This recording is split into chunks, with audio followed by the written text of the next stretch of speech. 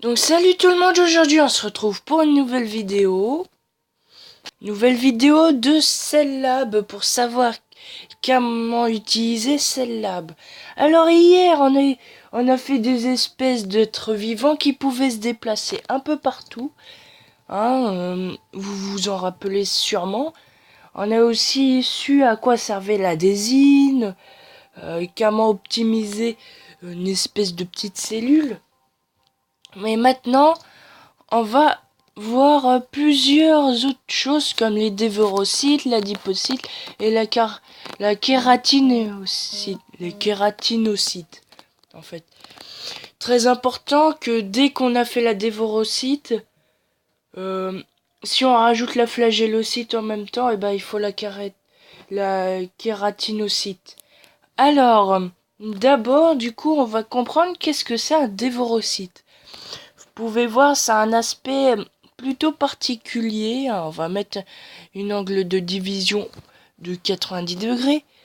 Vous pouvez voir, ça fait un peu des pics au bord. Sauf qu'en fait, de quoi se nourrit-il? Bah en fait, il se nourrit de cellules. C'est pour ça que je vous dis que si on veut faire en sorte que ça se déplace, il faut forcément avoir une kératinocyte. Pourquoi? Alors, donc, admettons, je vais faire un espèce d'écosystème avec des mangeurs de cellules mortes, voilà, qu'on a vu hier. Alors, je fais observer. J'ai quelques petits nutriments qui arrivent, donc je fais en sorte qu'il y ait un peu plus de nutriments juste au cas où. Voilà. Oui. Donc, j'en mets un autre, juste comme ça on est sûr qu'il y en a assez. Et ce que je vais faire, c'est tout bêtement mettre un angle de division de 90 degrés et faire un dévorocyte. Alors, celui-ci, il est conseillé de quand même mettre la masse de division par défaut, sur la valeur par défaut. Donc, si j'en mets un ici, vous pouvez voir que lui, bah, il rapetisse. Sauf que l'on a un qui s'est multiplié. Qu'est-ce qui s'est passé? Alors, en fait, ce qui se passe, c'est que, vous voyez, quand ça, je vais mettre en slow motion, comme on pourrait dire, vous pouvez voir, ici, on va bientôt voir. Là, c'est pas vraiment le pic, c'est plutôt la cellule qui touche.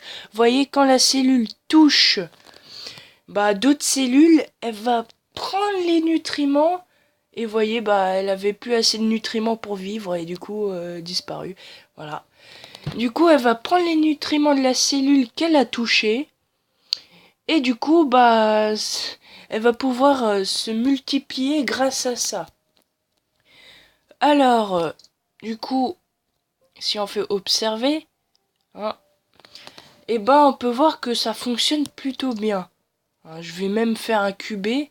Vous pouvez voir, ça fonctionne vraiment très bien. Et ça fait en sorte de faire un écosystème et que ça ne puisse pas faire un surpeuplement d'une certaine espèce. Alors ce qui est intéressant à savoir, c'est que quand tu as deux cellules, vous voyez, ici il en a deux qui se touchent. Alors quand tu as deux cellules des vorocytes qui se touchent, en fait, elles vont partager leurs nutriments et ils vont s'égaliser. Enfin, d'après moi, hein, d'après mes observations. Mais après, euh, j'ai pas d'autre idée de qu'est-ce qui peut se passer. Donc maintenant, on voudrait essayer de faire en sorte que ça soit plus efficace. Et admettons, on va faire en sorte que ça bouge. Donc, je vous ai dit qu'il fallait un kératinocyte obligatoirement. Sauf que si on fait pas ce que je dis, vous voyez, ça c'est ce qu'on doit faire. Et là, admettons, tac, tac, voilà, je sélectionne ça je vais prendre un dévorocyte. Tiens, même ici, je vais mettre un dévorocyte, ça va être super. Non, dévorocyte. Et vous voyez, oh, bah tiens, mon flagellocyte a disparu. Alors, qu'est-ce qui s'est passé? Étant donné que Cell Lab, bah, ça ressemble beaucoup à la réalité, le dévorocyte a dévoré, comme on pourrait dire, notre cher flagellocyte. Ce qui fait le décès de notre flagellocyte. Bah, c'est complètement inutile de faire ça. Donc, au lieu de faire ça, on a un dévoreur de cellules. Dévoreur de cellules, voilà. Et moi, ce que j'ai fait, voilà, là, j'ai fait ça. Sauf que, tiens, pourquoi le dévorocyte ne dévore pas le kératinocyte? Alors, l'explication est simple. Le kératinocyte protège les cellules qui touchent le kératinocyte, voilà, et se protège soi-même aussi. Du coup, s'il a un dévorocyte qui touche le flagellocyte, là, ici, c'est pas grave parce que le kératinocyte va protéger cette cellule-là. Donc, après, évidemment, c'est pareil pour lui, mais bon. Et c'est pareil pour le kératinocyte, hein. Et du coup, c'est en se déplaçant. Donc, je vais vous montrer comment ça fonctionne. Alors, il y a plusieurs solutions.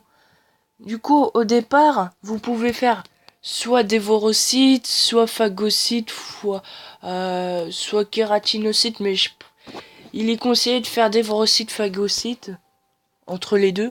Ici, vous pouvez mettre soit phagocyte, soit kératinocyte, sinon dévorocyte, vous avez vu, ça tue le flagellocyte. Donc, après, là, vous pouvez faire comme vous voulez. Enfin, du moment que ça va pas tuer le flagellocyte. Parce que faut pas rêver quand même. Hein. C'est juste touche, quoi. Parce que si je mets une autre cellule qui touche le flagellocyte, il va pas être protégé par le kératinocyte. À moins qu'il y ait une liaison entre le kératinocyte et la cellule qui touche le flagellocyte. Donc, et la liaison, c'est les espèces de petits traits là. Donc, moi, ce que j'ai fait en sorte que mon dévorocyte se transforme en M2 et M3 dans fille 1 et fille 2. Hein, c'est M2, M3, c'est en français, c'est puisque là aucune traduction, ça fait TBT2 et TBT3. Ici, mon flagellocyte a une masse de division quasiment infinie, donc c'est-à-dire qu'il va pas se diviser. Donc vous pouvez voir, hop, la cellule ne se divise jamais, juste en bas à gauche. Ici, la masse de division est nulle. Donc, elle se divise après 0,5 heures. Ou 0,50 heures, comme vous voulez. Du coup, ça fait 30 minutes, quoi. C'est quand même beaucoup. Du coup, notre kératinocyte, ici, va se transformer en M4 et M5. Donc, ça, c'est M4, ça, c'est M5. Et M4 ne se divise jamais, et M5 se divise à une masse de 3,55 nanogrammes. Donc, après, vous pouvez voir que l'angle de division, je l'ai bien prédéfini. Et vous pouvez voir aussi que j'ai changé l'angle des filles. Et je me rappelle plus si je vous ai montré à quoi ça sert l'angle des filles. Mais si on change l'angle des filles, vous voyez, ouais, je pense que je vous ai montré, ça change vraiment l'angle des filles qui ont été générées. Donc, vous pouvez voir, c'est plutôt pas mal. Donc, dans notre écosystème, on va essayer d'incorporer notre chère cellule, voilà. Alors, au départ, voilà, ça fait ça. Hein. Et du coup, il se multiplie pour pouvoir... Alors, j'ai pas dit qu'en fait, lui, ça se multiplie en TBT5 et TBT1. Du coup, TBT5, c'est soi-même, et TBT1, c'est la cellule œuf, quoi. Et vous pouvez voir que, normalement, vous pouvez carrément jouer avec un rapport de division qui fait en sorte que... non, masse de division, je préfère mettre comme ça. Faire un rapport de division de sorte que... Ça, c'est déconseillé. De sorte que ça fasse pas ça, quand même. Ah bah... Bon. On peut pas jouer avec la masse de division, parfois. Alors, justement, vous avez vu...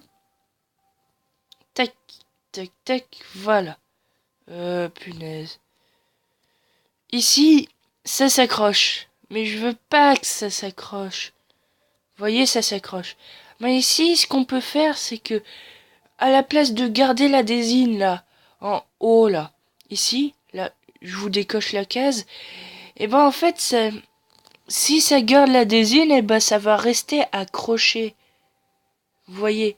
Et après, si je génère de la désine, ça va être encore pire parce que ça va s'accrocher à la mère. Donc, quand je parle de mère, c'est la cellule qui se reproduit, quoi. Donc, vous pouvez voir ici que ça reste accroché à notre organisme, que vous pouvez mettre un nom complètement... Vous pouvez le donner un nom comme vous voulez, hein, dévoreur de cellules, voilà.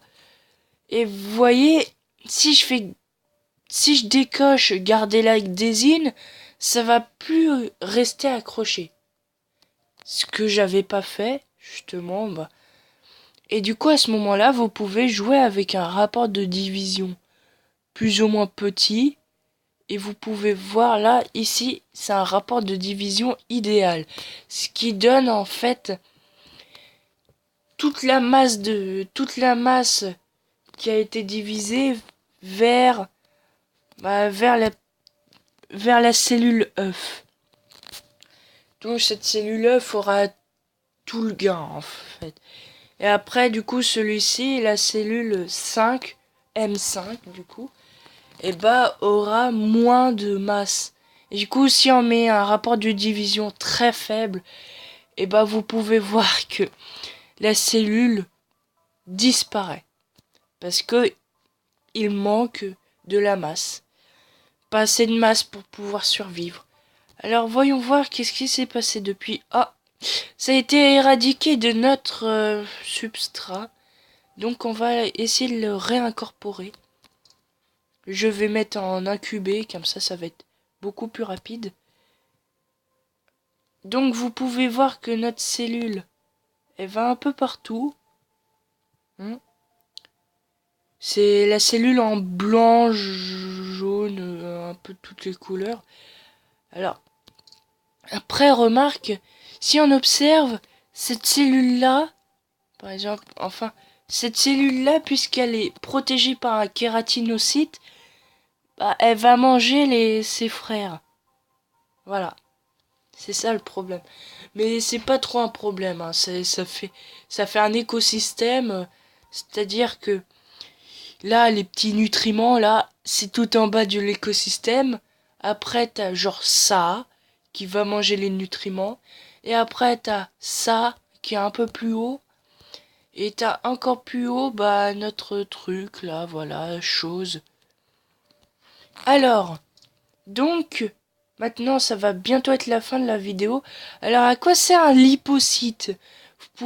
En fait, un lipocyte, c'est pour stocker tout en graisse. C'est très simple, en fait, c'est une cellule de stockage, c'est tout, voilà.